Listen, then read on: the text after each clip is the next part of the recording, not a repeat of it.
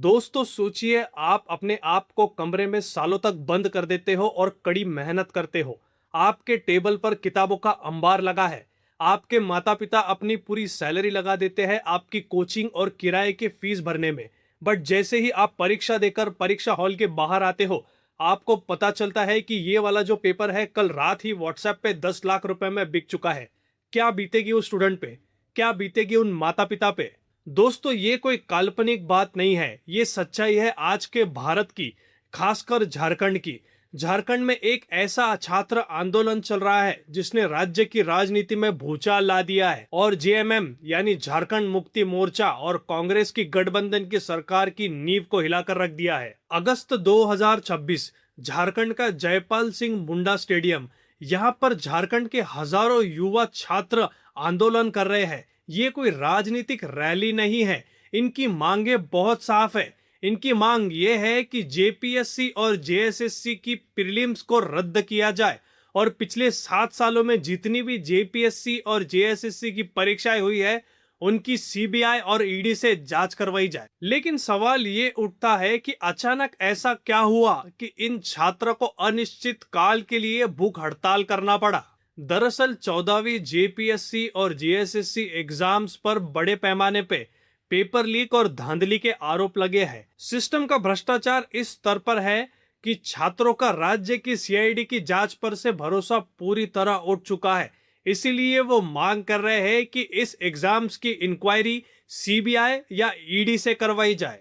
उन्हें लगता है कि राज्य की पुलिस राज्य के ही सरकार और बड़े अधिकारियों को कैसे पकड़ेगी, इसीलिए वो सीबीआई इंक्वायरी की मांग कर रहे हैं। अब यही से एंट्री होती है राजनीति की और यही से देश के सिस्टम का असली चेहरा सामने आता है। केंद्र के बड़े नेता है राहुल गांधी, जो नीट पेपर लीक के घोटाले पर संसद से सड़क तक आवाज उठाते रहे, जो बिल्कुल सही भी है। लेकिन झारखंड में क्या? झारखंड में किसकी सरकार है? झारखंड में हेमंत सोरेन की पार्टी जेएमएम और कांग्रेस के गठबंधन की सरकार है। वहीं पर हजारों छात्र आज पेपर लीक पर आंदोलन कर रहे हैं। अब असली सवाल ये उठता है कि जब राहुल गांधी छात्रों के समर्थन में है तो वो हेमंत सोरेन को सीधा फोन कर कर ये मसला सुलझा क्यों नहीं लेते? क्यों छात्र पिछले 14 दिन से सड़कों पर है? क्यों ये मसला बढ़ते ही जा रहा है? इस मसले पर कांग्रेसी प्रवक्ताओं के भी बयान आए हैं।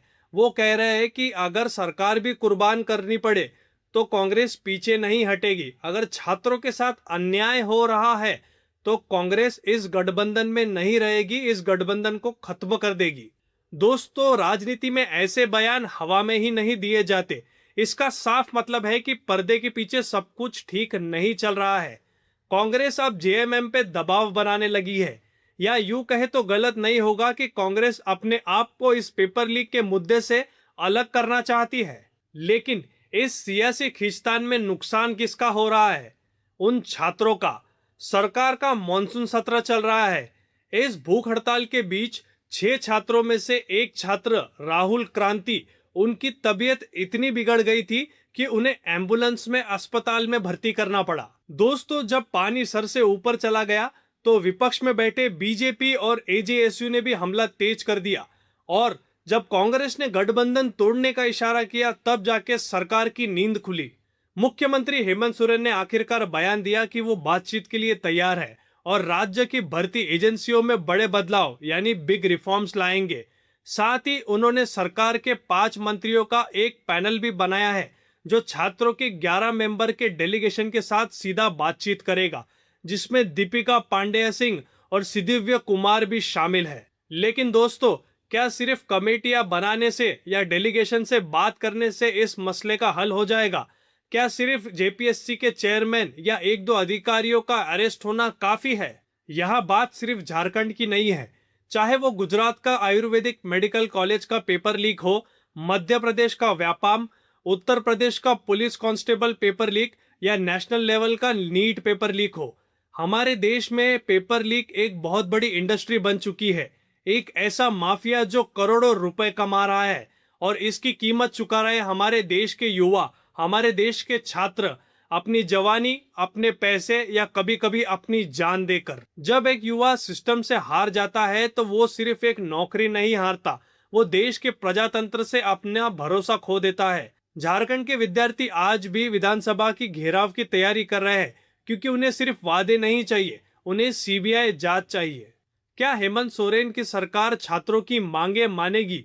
क्या जेएमएम और कांग्रेस का गठबंधन इस तूफान को झेल पाएगा, या फिर हमेशा की तरह चुनाव आने तक इस मुद्दे को फाइल बनाकर किसी कोने में दबा दिया जाएगा? आपकी क्या राय है, मुझे कमेंट बॉक्स पे जरूर बताएं। अगर आपको ये वीडियो इंफॉर्मेटिव लगा हो तो इस वीडियो को लाइक करें और अपने व्हाट्सएप ग्रुप में शेयर करें। चैनल को सब्सक्राइब कर हमें सपोर्ट करें। मिलते हैं आपसे अगले अपडेट में। तब तक के लिए जय हिंद, जय भारत।